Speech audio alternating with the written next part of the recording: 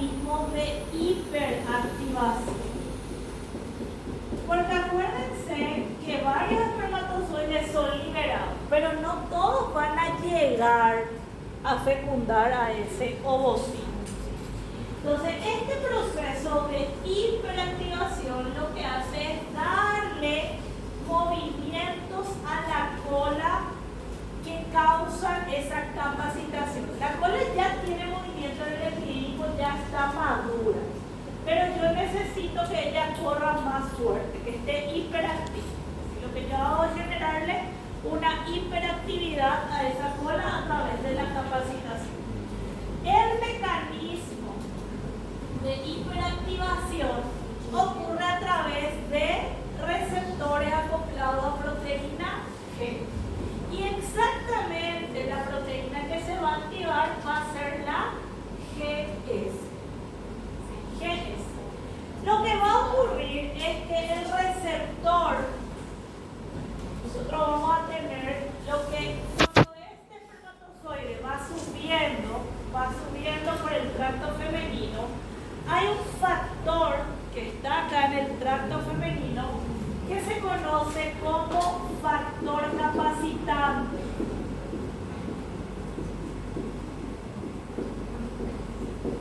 Este factor capacitante que sería nuestro ligando,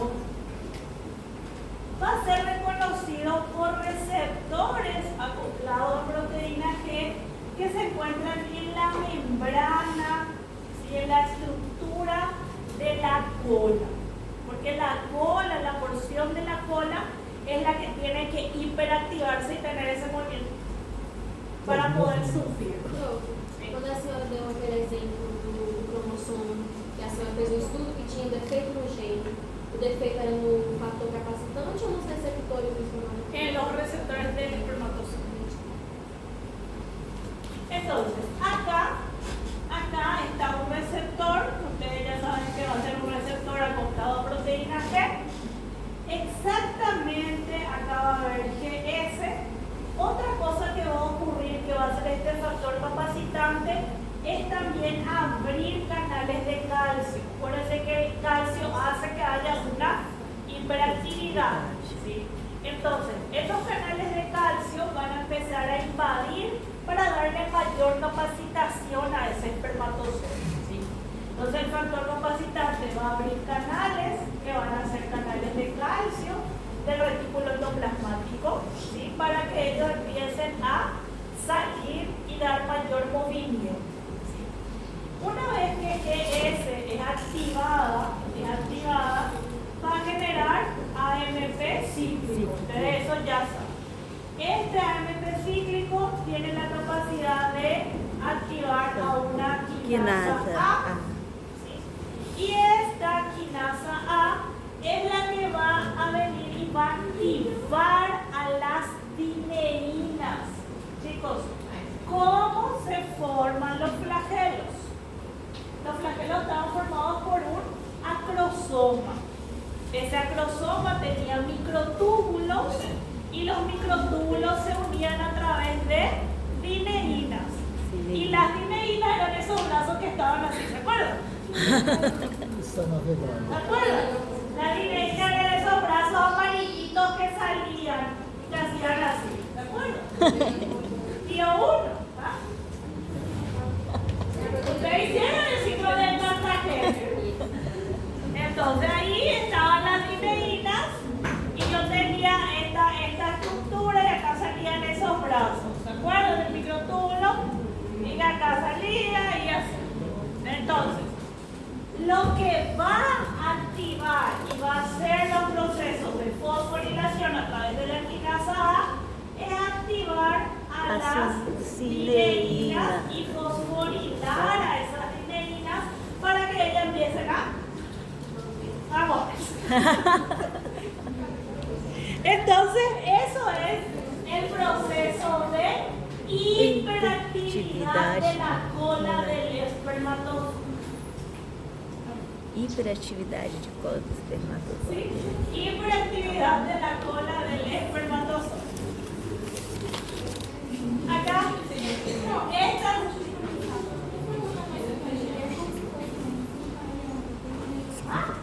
voz também. El factor No, está grabando. capacitante es una proteína. No es proteína.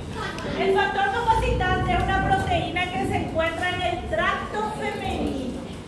Chicos, atiendan. Eso yo pregunto mucho en el examen. Todo ocurre, cada proceso de la espermatogénesis, cada proceso vinculado a que ese espermatozoide sea capaz. ¿Verdad, hija?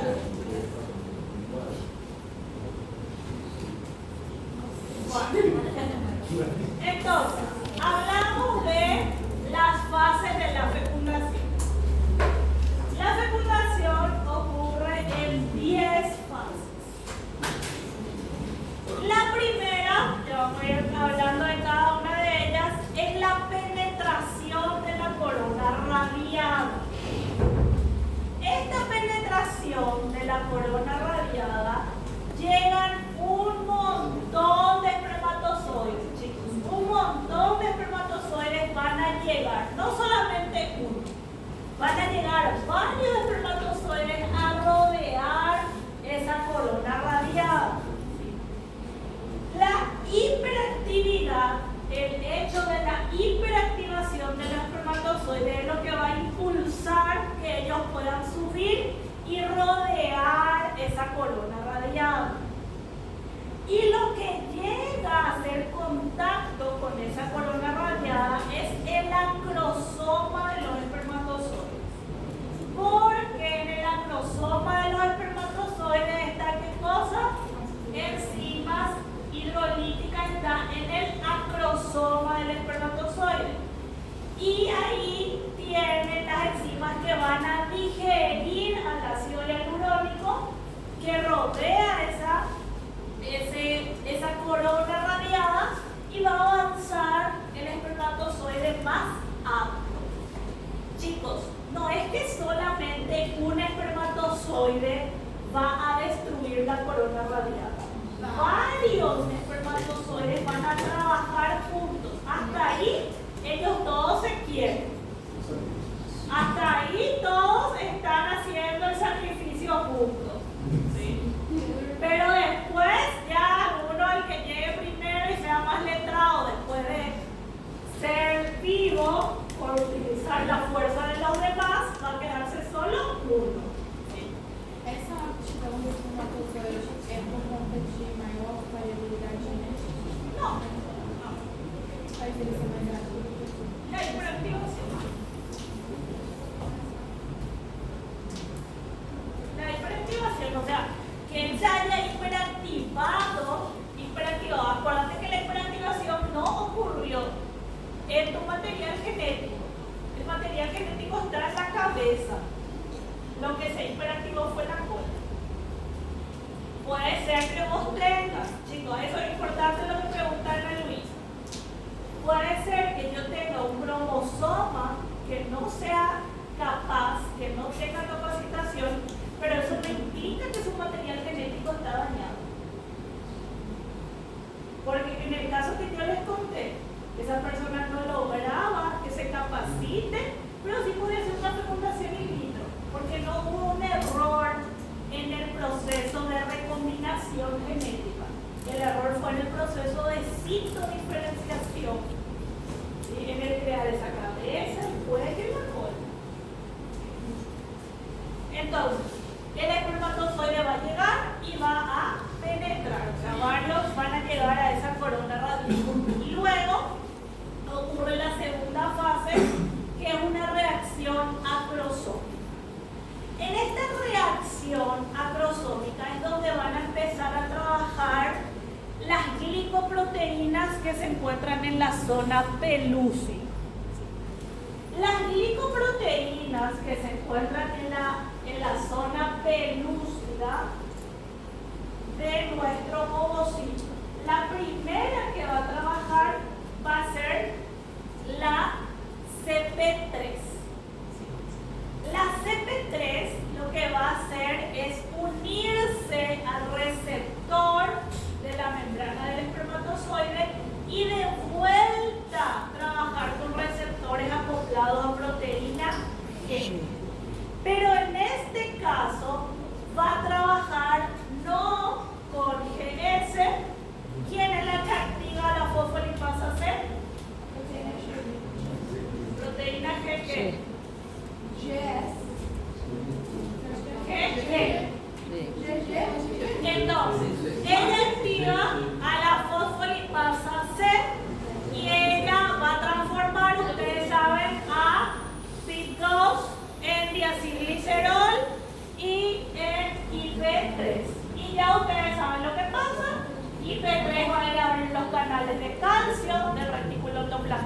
liso y mi diacilglicerol va a ir a activar a una quinasa C para generar fosfolipasa A y D para que se pueda formar adenisiclasa, para que se active también AMP cíclico y luego la quinasa A es la encargada de activar toda esta reacción acrosoma. Es una cascada de activación de receptores acoplados a proteínas. ¿Ah? ¿Y recuerden?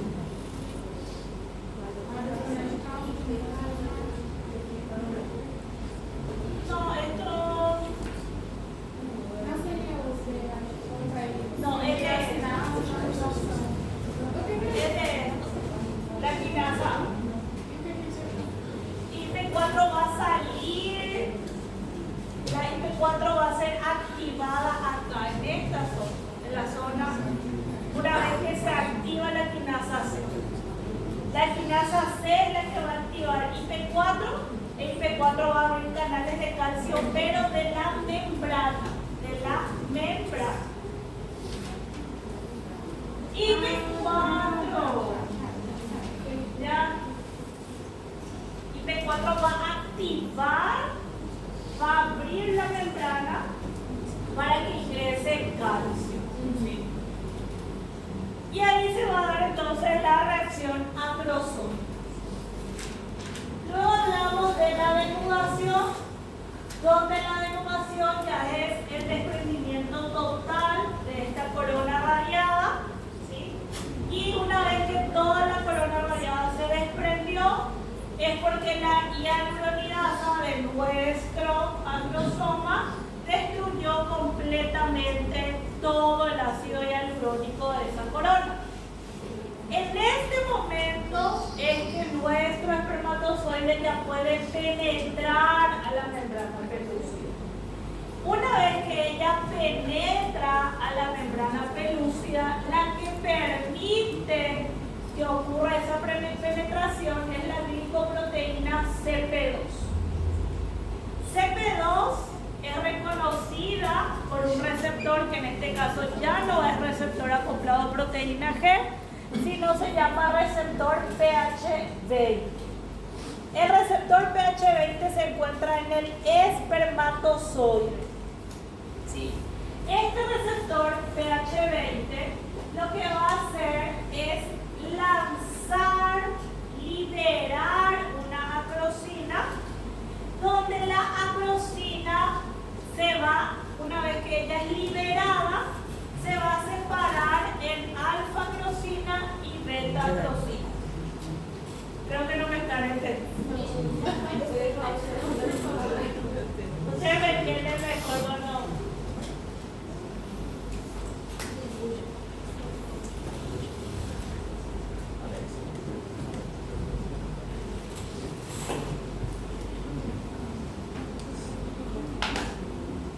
¿Pueden prender, por favor? Nosotros tenemos acá nuestro ovocito. Todo este ovocito, dijimos, está formado, rodeado por esa corona radiada, que la corona radiada es ácido hialurónico, o sea, está unido esas células por ácido hialurónico. El espermatozoide que está llegando, tiene una cobertura que se llama acrosoma. Esta acrosoma tiene dos enzimas hidrolíticas. Una enzima hidrolítica que se llama hialuronidasa y otra enzima hidrolítica que se llama acrosina. De acá sale la acrosina. Acá nosotros tenemos en esta zona, que sería la zona pelúcida, esta zona pelúcida, dijimos que tenemos a CP2 y a CP3. CP3 actúa en el proceso de reacción acrosómica,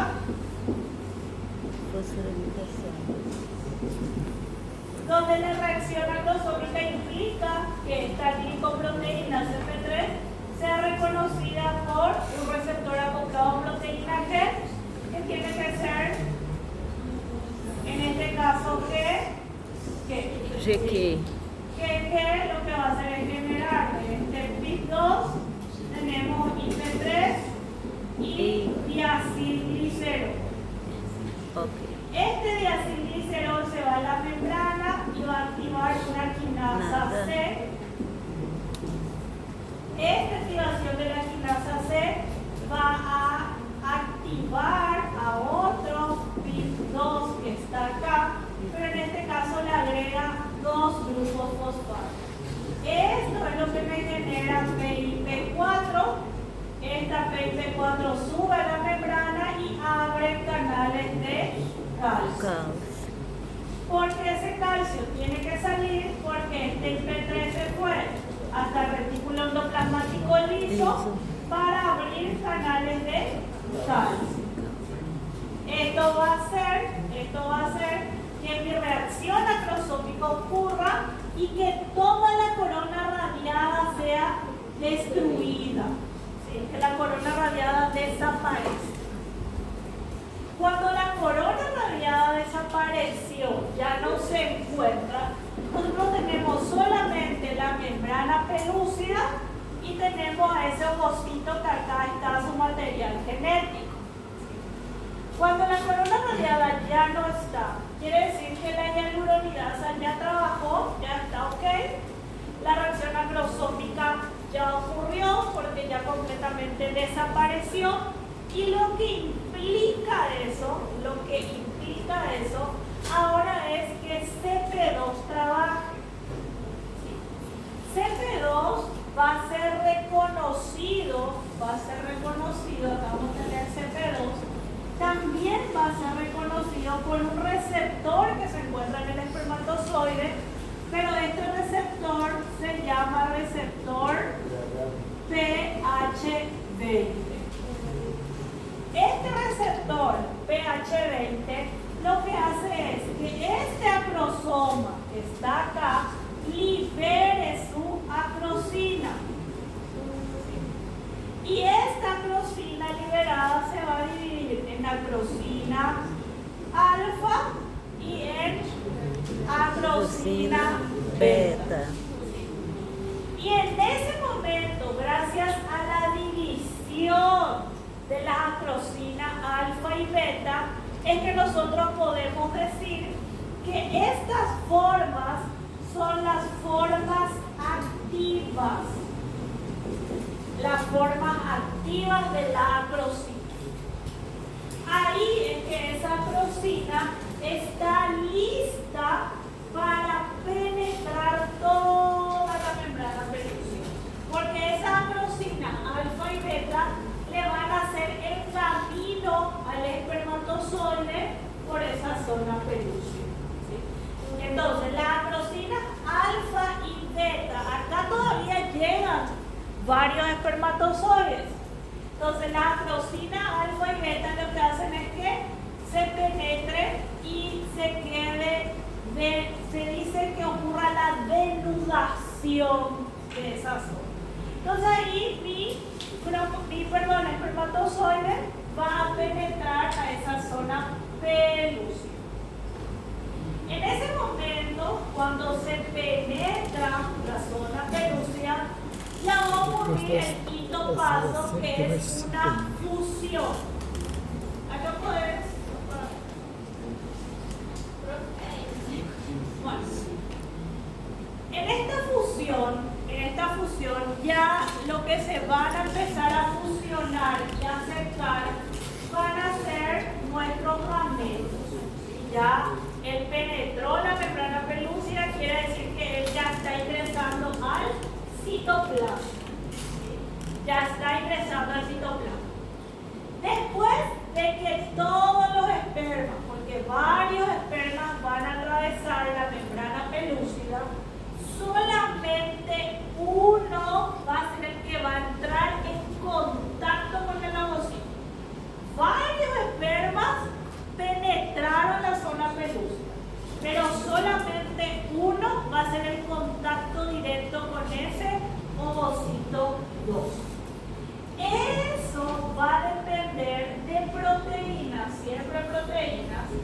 que van a hacer que ella se reconozca.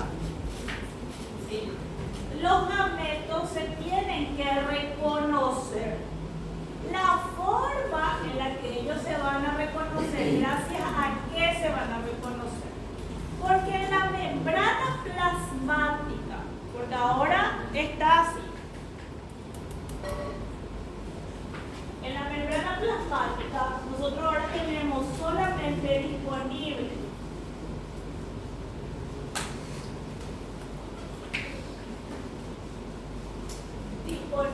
en la membrana plasmática, tenemos la membrana plasmática completamente expuesta ya de este ovocito 2. También el espermatozoide ya no tiene su acrosoma, ya solamente porque el acrosoma ya se liberó. Primero se liberó la hialuronidasa y después se liberó la acrosina. Entonces acrosoma ya no hay, porque el acrosoma está formado exclusivamente de hialuronidasa y acrosina. Y la acrosina ya también fue liberada por el receptor pH20 con la unión de CP2. Entonces acá las membranas plasmáticas del ovocito 2 y la membrana plasmática de la cabeza del espermatozoide ya están unidas, ya están juntas.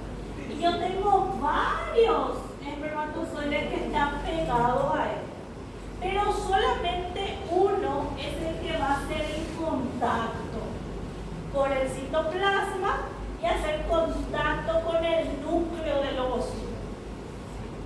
El que va a hacer contacto va a ser el que primero va a reconocer el ovocito. El ovocito va a decidir, él va a reconocer. Y eso va a ocurrir gracias a una proteína que se llama IZ1O, ISUMO, que se encuentra en el macho. Y otra proteína que se llama JUNO, que se encuentra en la hembra.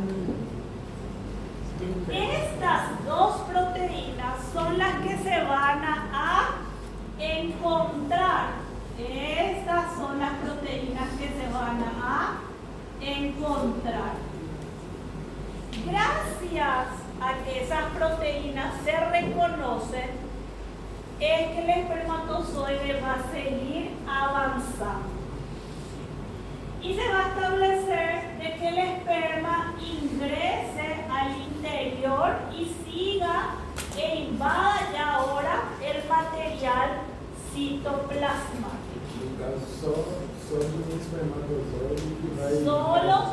Solo se reconoce una proteína ISUMO de ese espermatozoide. Los otros tienen, pero es el primero que se reconoció. ¿Sí? Los otros tienen, pero es el primero. Una vez que ingresa el esperma, él ingresa en un orden. ¿Sí? Él no es que ingresa todo. Claramente ingresa la parte posterior, ingresa el cuello, ingresa la cola. Cuando él va ingresando, él lo que quiere es, a medida que va ingresando, llegar hasta el núcleo.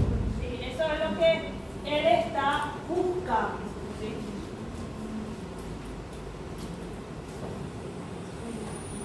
Toda la parte posterior tiene que ser endocitada y lo único que queda así solito es la cabeza, porque la cabeza es lo único que tiene el material genético. ¿Sí? En ese momento, ocurre algo que se conoce como el bloqueo del polispermio. Por este bloqueo del polispermio, una vez que inmediatamente se reconoció ese ISUMO de la hembra con el uno del macho, este bloqueo del polispermia ocurre en 10 segundos. Una vez que se reconoció, es decir, ingresó al citoplasma, ocurrió esa fusión, en 10 segundos se aumenta muchísimo la cantidad de calcio en el citosol y lo que la glicoproteína CP2 y CP3 se pierda, y si ya no hay esa glicoproteína, se bloquea el paso de todos los espermatozoides que quieran seguir entrando. Entonces hay un bloqueo de la polispermia porque se libera enzimas hidrolíticas que van a destruir a CP2 y a CP3. Y eso va a inmovilizar a todos los espermatozoides. En ese momento, claramente ya el esperma que fue más capaz es el que va a lograr fusionar. En este momento recién, chicos, es acá, ¿verdad? Llega, se queda ahí, pero él no puede, él entró en la porción citoplasmática y su cabeza se queda acá, él va a estar así.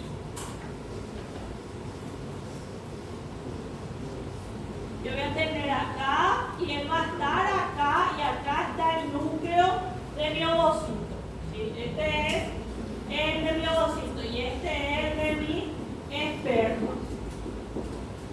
Una vez que ocurrió el bloqueo de polispermia y que ya CP2, CP3 fueron degradadas, es que este ovocito retoma su división meiótica.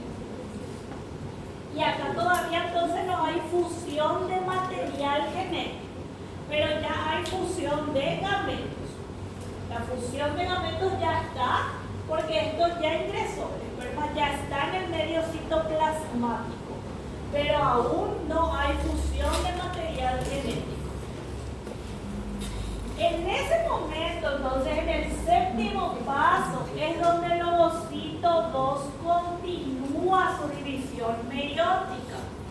Y eso ocurre gracias a que el diacilglicerol activa una quinasa C en la membrana, la quinasa C fosforila y se desencadena todo el proceso que ustedes ya saben, que es retomar, se reanuda la meiosis. En ese momento se generan las dos células haploides y el ovocito funcional es el que va a ser realmente fecundado. Entonces, ya en el octavo paso ocurren formaciones de pronúcleos que se conocen como la formación del pronúcleo masculino y pronúcleo femenino. Es que se van a ir colocando esos pronúcleos en el medio para poder fusionarse. Algo importante. En el esperma, el ADN no está asociado a histonas. El ADN está asociado a unas proteínas que se llaman protaminas. Entonces, por eso es que se deben de formar esos pronúcleos femeninos y masculinos, porque cuando se forma el pronúcleo masculino, se debe de cambiar esas protaminas por histonas. Entonces, las protaminas van a ser liberadas para que vengan las histonas y ahí se condensa. ¿Sí? Se condensa. Este proceso ocurre en 5 minutos. En 5 minutos ocurre el cambio de las protaminas por histonas y ya la fusión, ¿verdad? La fusión del esperma con el ovocito, con el rizo. Y acá ya hablamos de una singamia donde los pronúcleos se ubican bastante cercanos en el centro del cigoto. Chicos, en el momento en el que ocurrió esto, ya es un cigoto. En el momento en el que el esperma ingresó, ya es un cigoto. Cuando se dio reanudación a la segunda división meiótica, yo ya hablo de cigoto. Sí, ya es un cigoto. Entonces, en ese momento lo único que falta es que se fusione material genético. A eso se llama singamia, porque en el centro, acá está en el centro, los pronúcleos se colocan están como atrayéndose los materiales genéticos para ya luego que ocurra la antimixing, donde es el fin de la fecundación. Los pronúcleos se condensan, se ubican en el plano ecuatorial y ya cada uno posee sus embriones y se inicia el desarrollo embrionario. Ese desarrollo embrionario, el otro semestre es embriología.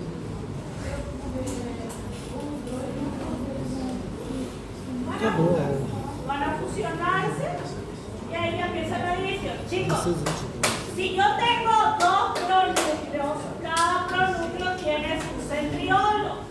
Entonces ya no hay necesidad de que se retome la duplicación del centrosoma. Ya se unió y ya empieza directamente la división. Acá ya empieza la división. Ya empieza la división.